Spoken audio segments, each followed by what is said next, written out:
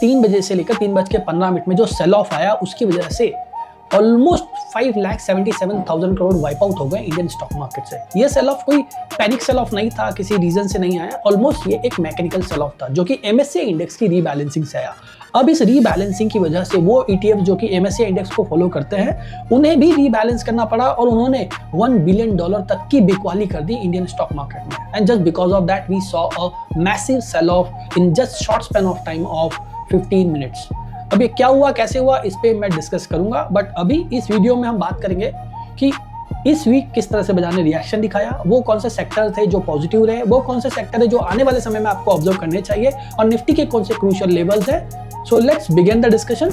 So hi, my name is Manish Salvi. I'm a SEBI registered research analyst and I'll discuss in this video about the weekly market analysis. In short we can say. So हम start करते हैं। सबसे पहले हम start करते हैं Nifty के chart से। अगर आप निफ्टी पर देखोगे तो निफ्टी लगातार 24,100 का रेजिस्टेंस फेस कर रही है और इस 24,100 के रेजिस्टेंस पर अगर आप देख सकते हो तो लगातार 2 से 3 बार यहाँ पर हमें सेल ऑफ देखने को मिला from the same level. And yesterday जो सेल ऑफ आया, हालांकि वो एक रीबैलेंसिंग की वजह से आया, but still we can say कि जो नेक्स्ट लेवल्स हैं निफ्टी पर वो यहाँ पर 23,200 के आसपास के हो सकते हैं। एंड ओवरऑल जो बायसनेस है मार्केट का या निफ्टी का वो थोड़ा नेगेटिव बना हुआ है। Yes, 23,200 would act as a support in the Nifty, but yes, our trader should be conscious enough कि बाजार फर्दर डाउनसाइड रैली भी दिखा सकता है in upcoming days. Majorly sell off में अगर मैं बात करूं तो बैंक निफ्टी थोड़ा आउट परफॉर्म करता नजर आया। मतलब ओवरऑल इस वीक की बात करूं तो बैंक निफ्टी के कंपैरिजन में रिलेटिवली आउट परफॉर्म किया। If you can see that कि जो निफ्टी के जो लेवल्स है या निफ्टी जो है अपने प्रीवियस स्विंग एरिया से या फिर प्रीवियस रेजिस्टेंस से जो ब्रेकआउट दिया था उसी के ऊपर सस्टेन करता नजर आया है। एंड ओवरऑल निफ्टी का जो चार्ट मुझे नजर आ रहा है, हालांकि एक डाउनवर्ड ट्रेंडिंग ट्रेंड लाइन के ऊपर रजिस्ट कर रहा है, but it's still looking positive as compare to Nifty. Whereas mid cap and small cap भी निफ्टी को थोड़ा आउट परफॉर्म कर रहे हैं। पिछले कुछ दिनों से अगर हम देखें तो mid cap and small cap जो है higher highs and higher low बना रहे हैं। सो अगेन ये हायर हाइज हायर लो की जो सीरीज है इसी सीक्वेंस के सपोर्ट एरिया पे मिड कैप आ चुका है। सो इस मिड कैप में यहाँ पर मे बी पॉसिबल थोड़े समय के लिए एक साइडवेज मोमेंटम देखने को मिले एंड उसके बाद फिर से हम लोग एक अपसाइड रैली देख लें।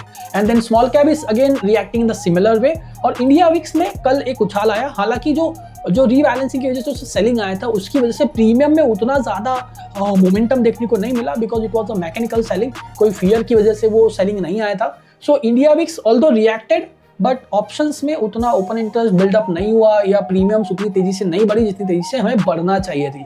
अब अदर सेक्टर्स की बात कर ले तो लगातार अगर मैं बात करूं तो जो फार्मा सेक्टर है वो पिछले कुछ दिनों से मार्केट को आउट परफॉर्म करता नजर आ रहा है। आउट परफॉर्म मतलब जितना इंडेक्स या जनरल मार्केट चलता है उससे ज्यादा तेजी से फार्मा चल रहा है and still it is in intact.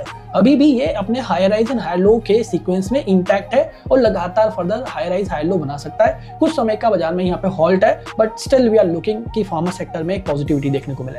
Then बात करें मेटल, फार्मा के बाद जो नेक्स्ट सेक्टर है जो लगातार पॉजिटिविटी के साथ ट्रेड कर रहा है दैट्स व्हाट दी मेटल। और आप चार्ट देख सकते हैं कि मेटल का जो चार्ट है वो higher highs and higher low के साथ चल रहा है। Now talking about the power and energy, तो इन सेक्टर्स में भी पॉजिटिविटी है। सो ओवरऑल अगर मैं बात करूं तो metal, pharma, power and energy ये वो कुछ चुनिंदा सेक्टर्स हैं जो मार्केट को फिलहाल आउट परफॉर्म कर रहे हैं। यहाँ पर रिलेटिव स्ट्रेंथ थोड़ा ज्यादा है, तो pharma, metal, commodity and power, energy इन्हीं सेक्टर्स पे मेरा भी फोकस है और अभी भी वही फोकस बना हुआ है। नेक्स्ट अगर मैं बात करूं जो अंडर परफॉर्मिंग सेक्टर्स थे जो पिछले कुछ वीक से अंडर परफॉर्मिंग कर रहे थे वो इस वीक लाइक IT सेक्टर जो है वो थोड़ा सा रिजिड नजर आया, ना तो ऊपर गया ना नीचे गया, एक शॉर्ट बेस बनाता हुआ नजर आया। वेयर ऑयल एंड गैस भी अंडर परफॉर्मिंग है। I mean there is no upside momentum in oil and gas as compared to what metal sector और you can say कि वो जो फार्मा सेक्टर में जिस तरह का पॉजिटिविटी दिख रहा है वैसा हमें ऑटो सेक्टर में देखने को नहीं मिला या ऑयल एंड गैस में देखने को नहीं मिला। Energy is again out performing the market. Reality की बात करो तो reality again continuously under perform किया है मार्केट को, पिछले कुछ सालों से अंडर परफॉर्म किया है। इस वीक भी हमें एक अंडर परफॉर्मेंस देखने को मिला है on the reality sector. Public sector bank again जिस प्रकार का सेल ऑफ हमें SBI में देखने को मिल रहा है लगातार, मे बी पॉसिबल और फर्दर पब्लिक सेक्टर बैंक जो है थोड़ा सा प्रेशर में बने रहे। तो इस तरह से हम अगर देखें तो ओवरऑल मार्केट का जो बायसनेस है वो थोड़ा नेगेटिव है और आने वाले समय में या आने वाले वीक में भी ये बायसनेस नेगेटिव रह सकता है। अब हम मार्केट की बात करें और इंटरनेशनल मार्केट की बात ना करें तो थोड़ा सा स्टडी थोड़ी अधूरी रह जाती है। So let's talk about the dollar index. तो डॉलर इंडेक्स अगर आप देखोगे तो लगातार $100 197 की रेंज में लगातार कंसोलिडेट कर रहे हैं कुछ महीनों से। एंड इस वीक की बात करो तो इस वीक में इसका जो रेंज रहा है वो ऑलमोस्ट $1 के आसपास का रहा है। And on the higher side dollar index में जो है रेजिस्टेंस नजर आते हैं अगेन 100.5 का एंड लोअर लेवल पे 97.5 के आसपास का। तो इसी रेंज में रहने के चांसेस है, बट ये रेंज के हिसाब से देखें तो अभी currently can under perform in upcoming days. Where अगर मैं क्रूड ऑयल की बात करूँ तो क्रूड ऑयल जो है पिछले कुछ समय से जिस तरह का केओस देखने को मिला, तो उस केओस में लगातार वोलेटिलिटी देखने को मिली। कई लोगों का पैसा बहुत ज़्यादा टूटा है क्रूड ऑयल में because of such volatility. But अब क्या हुआ है कि क्रूड ऑयल ने अपने प्रीवियस स्विंग लोस को ब्रेक कर दिया है। मतलब 88 का जो स्विंग लो यहाँ पर नजर आ रहा है, ये स्विंग लो क्रूड ऑयल ने ब्रेक किया है and may be possible crude oil यहाँ से थोड़ा सा कूल डाउन होने लगे और इसकी जो हीट है वो कम होने लगे। So this is what my expectation. अभी मैं बात करूँ डाउजोन की, तो डाउजोन में कोई गिरावट नहीं है दोस्तों।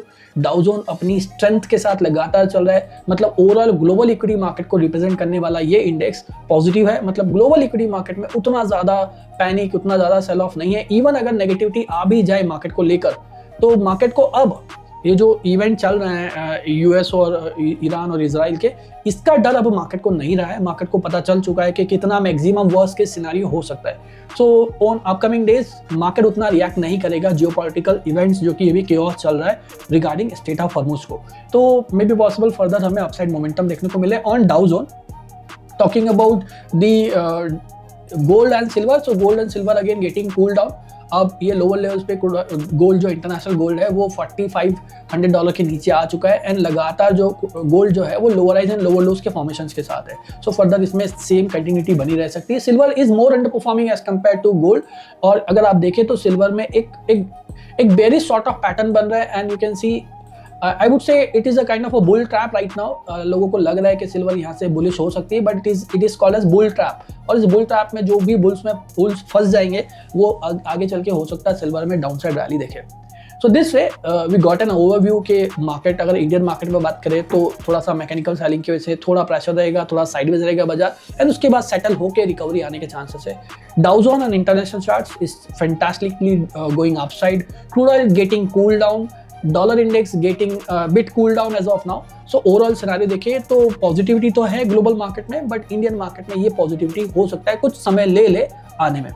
So thank you very much for watching this video till the end. इसी तरह की और अपडेट्स के लिए प्लीज़ हमें फॉलो कर लीजिए, सब्सक्राइब कर लीजिए चैनल को, और अगर वीडियो में कुछ वैल्यू ऐड हुआ हो तो अपने दोस्तों के साथ जरूर शेयर करेगा। Investment in the securities market is subject to market risks. This content is for educational purposes only and should not be considered financial advice.